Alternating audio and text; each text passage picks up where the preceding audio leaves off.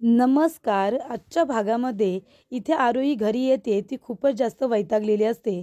तेव्हा काव्या म्हणते, "आरोही काय झालं?" तेव्हा आरोही म्हणत असते, की "हे सीनियर स्वतःला समजतात काय? तुला माहिती आहे काव्या, मी तिथे माझी गाडी पार्क केली होती, तर तो मुलगा आला आणि त्याने माझ्या गाडीला धक्का देऊन ती बाजूला केली आणि स्वतःची गाडी तिथे पार्क केली. ती पार्किंग काय त्याची स्वतःची आहे?" तर इथे काव्या म्हणत असते, "पण हे वागणं तर खूपच जास्त चुकीचं आहे. त्याने असं का केलं?" तेव्हा इथे आरोही म्हणते, "तो सीनियर आहे ना, म्हणून तुम्ही काय सगळ्यांना त्रास देणार का?" तेव्हा काव्या म्हणते, "आणि तू काय केलंस?" तेव्हा आरोही म्हणते, "मी काय करणार होते? मी एकटी होते ना आणि कुणीही माझ्या सपोर्टमध्ये बोललं नाही." तेव्हा काव्या म्हणत असते, की "तू एक काम कर, अन्याय तर अजिबात सहनच करायचा नाही.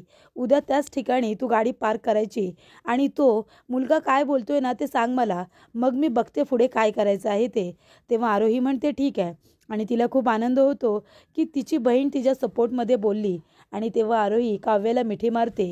तेव्हा दोघीजणी म्हणत असतात की "बरं ठीक आहे, उद्या आपण त्याला चांगला धडा शिकवूया."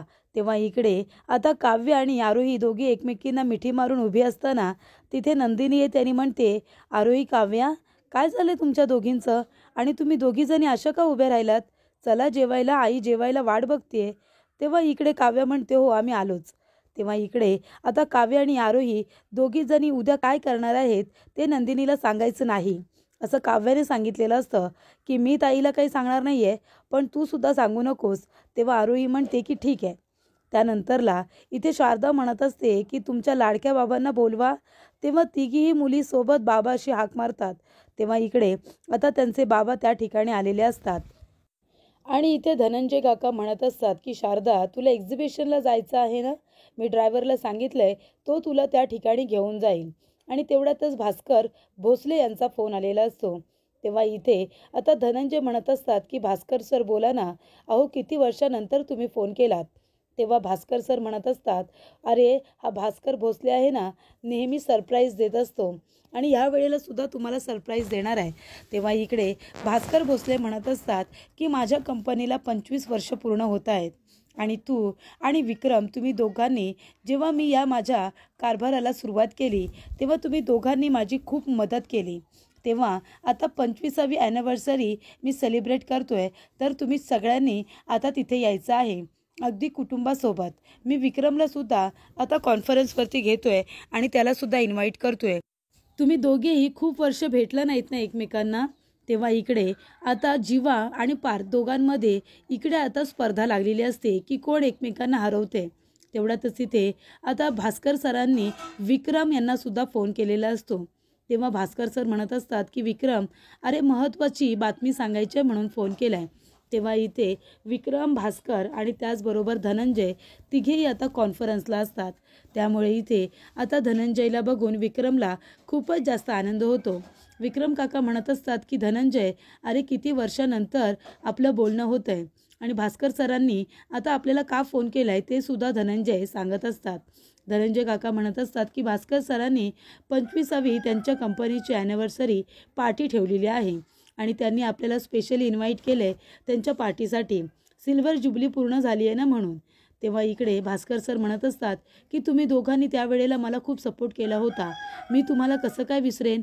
दोघेही कुटुंबासमवेत आज पार्टीला यायचं म्हणजे यायचं."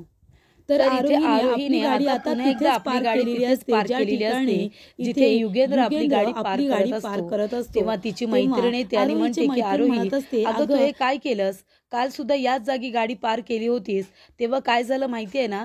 त्या युगेंद्रला जर कळलं ना, तर तो पुन्हा आज काहीतरी तमाशा करेल." तेव्हा आरोही म्हणते, "हा, करू देत ना मग. ही जागा काही त्याची एकट्याची आहे का? ही पार्किंग सगळ्यांची आहे, कॉलेजची आहे.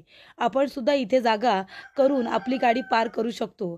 तेव्हा इकडे आता त्याला येऊ देत तर खरं, मी पण बघते ना काय करतोय ते. तेव्हा इकडे युगेंद्र आपली गाडी घेऊन आलेला असतो.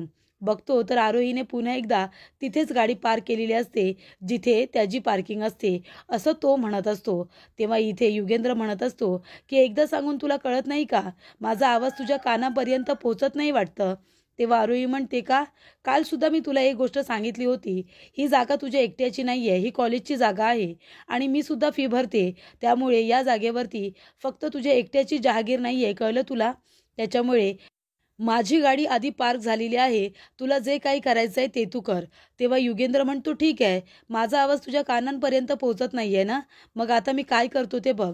तेव्हा इकडे युगेंद्र आता खूप जोराने गाडी घेऊन येतो आणि जिथे आरोहीने आपली गाडी पार्क केलेली असते तिच्या गाडीला तो इथे आता धक्का मारतो, डॅश मारतो आणि आरोहीची स्कूटी खाली पाडतो. त्यानंतरला इथे आरोहीला सुद्धा धक्का मारलेला असतो, ती सुद्धा खाली पडते आणि तिची गाडीसुद्धा. त्यानंतरला इथे युगेंद्र तिची गाडी पकडतो आणि तिला ओढत ओढत आता मागे खेचतो आणि त्याची बाईक त्या पार्किंगच्या जागीच लावतो. तेव्हा इथे आरोहीला पुन्हा एकदा त्याने धक्का देऊन पाडलेलं असतं आणि तिची गाडीसुद्धा इथे डॅच मारून पाडलेली असते. त्यामुळे इथे तिचं खूप मोठं नुकसान हे त्याने केलेलं असतं. तेव्हा आरोहीला काव्याने सांगितलेलं असतं, जर त्या मुलाने पुन्हा तुला त्रास दिला तर लगेच मला फोन करायचा, पुढे जे काही होईल ते मी बघेन. तेव्हा इथे आरोही काव्याला फोन करते आणि म्हणते की काव्या आणि जे काही घडलेलं असतं ते सगळं काव्याला सांगते. तेव्हा इथे कॉलेजमधली मुलं अजून योगेंद्रला भरीस पाडत असतात आणि म्हणत असतात की बरं झालं, ती मुलगी खूपच जास्त ओव्हर स्मार्टपणा तुला दाखवत होती. आता काय केलंस तू, चांगला तिला धडा शिकवलास ना, तिच्या गाडीला बरं झालं धक्का मारलास आणि बाजूला करून टाकलंस. तेव्हा इथे युगेंद्र म्हणत असतो की माझ्या पार्किंगच्या जागेवरती कुणीही गाडी लावलेली मला आवडत नाही, तरीसुद्धा ती मुद्दामून ते करते ना, मग तिला धडा शिकवायलाच हवा. तर काव्य ये त्यांनी म्हणते की कुठे आहे तो मुलगा ज्याने तुला पुन्हा एकदा त्रास दिला. तेव्हा इथे आता आरोहीची मैत्रीण म्हणत असते की काव्यताई तू इथे, अगं तू प्लीज त्याला काही बोलू नकोस, नाहीतर उगाच अजून ही गोष्ट खूप मोठी होईल आणि वाढेल. तेव्हा काव्या म्हणते जे व्हायचं ते होऊ दे, कुठे आहे तो मुलगा. तेव्हा इथे त्याचं युगेंद्र असं नाव सांगितलं जातं आणि आरोही म्हणते तो बघ तिथे त्या मुलांबरोबर उभा आहे. तेव्हा काव्या म्हणते चल तू माझ्याबरोबर चल. आणि काव्य आता आरोहीला घेऊन ये त्यांनी म्हणते की इथे युगेंद्र कोण आहे. तेव्हा तो म्हणतो मीच आहे युगेंद्र, काय बोलायचं आहे तुम्हाला. अच्छा, म्हणजे आता मोठ्या बहिणीला इथे घेऊन आली का, तिला स्वतःला प्रोटेक्ट करायला, हो की नाही. तेव्हा इथे काव्या म्हणत असते की ही जागा तुझ्या एकट्याची नाही आहे, ही कॉलेजची जागा आहे आणि ही पार्किंगसुद्धा कॉलेजची आहे. जो जेव्हा येईल तेव्हा जिथे जागा भेटेल तिथे जो तो आपली गाडी लावेल. मग तुझ्या पार्किंगच्या जागेवरती जर आरोहीने गाडी लावली तर तुझं काय बिघडलं. तेव्हा युगेंद्र म्हणतो ती माझी जागा आहे आणि तिथे कुणीही हात लावू शकत नाही. तुमच्या बहिणींचं हे जे काही प्रेम आहे ना ते घरी दाखवायचं, इथे अजिबात नाही. चला चला निघा, आताच्या आता इथून निघा. तेव्हा काव्या म्हणत असते ही आहे ना तुझी गाडी, थांब आता मी तुला दाखवते. आणि ती युगेंद्रची गाडी पकडून आता ती ढकलायला जात असते. तेवढ्यातच इथे युगेंद्र आता काव्याचा हात पकडतो आणि म्हणतो काय करतेस तू, माझ्या गाडीला हात लावू नकोस, तिला धक्का मारू नकोस. तेवढ्यातच इथे काव्या जोरदार आता युगेंद्रच्या कानाखाली देते. युगच्या कानाखाली दिल्यानंतर तो आता खाली सुद्धा पडतो आणि ती म्हणते की how dare you touch me. तर काव्याला युगेंद्रने तिच्या हाताला पकडलेलं अजिबातच आवडलेलं नसतं. ती म्हणते तुझी हिंमत कशी झाली माझा हात पकडायची. आणि एक गोष्ट लक्षात ठेव, हे कॉलेज तुझ्या एकट्याचं नाही आहे, कळलं ना. इथे अनेक मुलं मुली शिकायला येतात आणि तू माझ्या बहिणीबरोबरच काय, आता यापुढे जर दुसरं कुणाच्या बहिणीबरोबर किंवा मुलांबरोबर जरी असं वागलास ना तरीसुद्धा तुझं हे वागणं खपून घेतलं जाणार नाही, कळलं का तुला. माझ्या बहिणीपासून लांब राहायचं, तिला जर पुन्हा त्रास दिलास ना तर पुन्हा येईन इथे, कळलं का. आणि आरोहीचा हात पकडून तिला काव्या तिथून घेऊन जाते, युगला चांगला धडा शिकवून. तर इथे युगच्या कानाखाली देण्याची गरज असते, कारण तो खूपच जास्त उद्धटपणा आणि नालायकपणा करत असतो कॉलेजमध्ये. तर इकडे आता काव्या खूपच जास्त चिडलेली असते. ती म्हणते हिंमत कशी झाली त्याची माझ्या बहिणीला त्रास द्यायची, एवढा उद्धट मुलगा. तेवढ्यातच इथे आता अबोलीचा गजरा घेऊन तिथे जीवा आलेला असतो. जीवा म्हणतो की हे घे, हे बघ तुझ्यासाठी मी काय घेऊन आलोय. तेव्हा काव्या म्हणते जीवा तू गप्प बस रे, तुला कळत नाही आहे, ही आजकालची मुलं आहेत ना, यांना चांगला धडा शिकवायला हवा आहे, चांगलं इथे दोरीसारखं सरळ करायला हवं एकेकाला. तेव्हा इथे आता जीवा म्हणत असतो काय झालंय काव्या, अगं मी कधीपासून इथे आलो, या गुडघ्यावरती बसतोय त्या गुडघ्यावरती बसतोय. तू म्हणाली होतीस ना की तुला अबोलीचा गजरा हवाय म्हणून, त्यावेळेला आणू नाही शकलो म्हणून आता घेऊन आलोय. तर तू आल्यापासून माझ्यावरती चिडचिड करतेस, काय झालंय तरी काय, कोणी तुला त्रास दिलाय ते सांग बरं. तेव्हा काव्य म्हणते नाही रे, त्रास मला नाही, आरोहीला. आरोहीच्या कॉलेजमध्ये एक मुलगा आहे आणि तो तिला त्रास देतो, तिची गाडी वगैरे ठोकतो, ती पार्किंगमध्ये लावून देत नाही आणि मग आता मी त्याला चांगला धडा शिकवला. तेव्हा जीवा म्हणतो काय केलंस तू. तेव्हा काव्य म्हणते त्याच्या कानाखाली लावून दिली. तेव्हा युगेंद्रच्या आता कानाखाली बसल्यानंतर त्याची सुद्धा खूप जास्त इन्सल्ट झालेली असते. ज्या कॉलेजमध्ये तो खूप जास्त मार्क्स करायचा त्याच कॉलेजमध्ये काव्याने त्याचं थोबाड फोडल्यामुळे त्याचा मार्क्ससुद्धा कमी झालेला असतो. तेव्हा जीवा म्हणत असतो की काय तू त्या मुलाच्या कानाखाली दिलीस, अशी कानाखाली म्हणजे त्याच्या गालाला तू टच केलंस. अरे तो खूपच जास्त लकी आहे ज्याच्या गालाला तू टच केलंस. कानाखाली देताना का होईना, पण मी साधा तुझा हात जरी पकडायला गेलो तरीसुद्धा तुझे किती इन्स्ट्रक्शन असतात मला ऐकवण्यासाठी. तेव्हा इथे काव्य म्हणत असते अगदी बरोबर, तसंच करायला हवं आहे. तेव्हा इकडे आता जीवा म्हणत असतो की जाऊ दे, मी इथे कशाला आलो आहे मला कळत नाही. त्या मुलाला आपण समजावू ना, तुझी बहीण आरोही आयडियल कॉलेजमध्ये आहे ना, मग आता हा प्रॉब्लेम माझा माझा नाही माझ्या भावाचा. कारण माझा भाऊ युग हा पण त्याच कॉलेजमध्ये आहे, आयडियल कॉलेजमध्ये. मी त्याला सांगतो आरोहीवरती लक्ष ठेवायला आणि तो जो कोणी मुलगा आहे ना त्याला सांगतो जरा तिच्यापासून दूर राहा म्हणून. मग तर ठीक आहे, मग आता हा गजरा घेतेस का तू. तेव्हा इथे हा गजरा आता कोमजून जाईल असं तो म्हणतो. तेव्हा इथे काव्य म्हणत असते किती प्रेम करतोस ना माझ्यावरती, साधं मला चिडूसुद्धा देत नाही, रागूसुद्धा देत नाही. तेव्हा जीवा म्हणतो की ठीक आहे, मग तुला चिडायचंच आहे, रागवायचंच आहे, मग आता त्या मुलाचा राग माझ्यावरती काढण्यापेक्षा मी आपला जातो निघून, कशाला आलोय ना इथे गजरा वगैरे घेऊन. तेव्हा काव्या म्हणते जीवा तू इकडे ये बरं, इथे येऊन बस, शिस्तीत बस, शांतपणे, अजिबात हालचाल करायची नाही. हे घे, हे बघ मी तुझ्यासाठी काय आणले. तेव्हा इथे जीवा म्हणतो हे काय रुमाल कशाला, मला नकोय रुमाल. तेव्हा काव्य म्हणत असते घे ना गप्प, गिफ्ट आहे तुझ्यासाठी. तेव्हा इथे आता जीवा म्हणत असतो हे काय गिफ्ट आणले माझ्यासाठी, माझ्यासाठी रुमाल आणले. आणि तो पाठीमागे जेव्हा बघतो तर त्याच्यावरती छान असं हार्ट तिने कोरलेलं असतं आणि त्याच्यावरती जे आणि हार्ट आणि पुढे के असतं. तर इकडे आता जीवा म्हणत असतो अरे वा, म्हणजे माझ्यावरती एवढं मनातल्या मनात प्रेम करते, माझ्याबरोबर सतत तिची कोल्ड वॉर चालू असते, पण तरीसुद्धा तिचं माझ्यावरती किती प्रेम आहे हे तिने बरोबर या हार्टमधून व्यक्त केलेलं आहे. त्याच्यामुळे काव्या तू दिलेलं हे हार्ट जरी तू ह्या रुमालावरती बनवलं असशील तरीसुद्धा ते माझ्या मनावरती कोरलं गेलेलं आहे, असं आता इथे जीवा म्हणत असतो.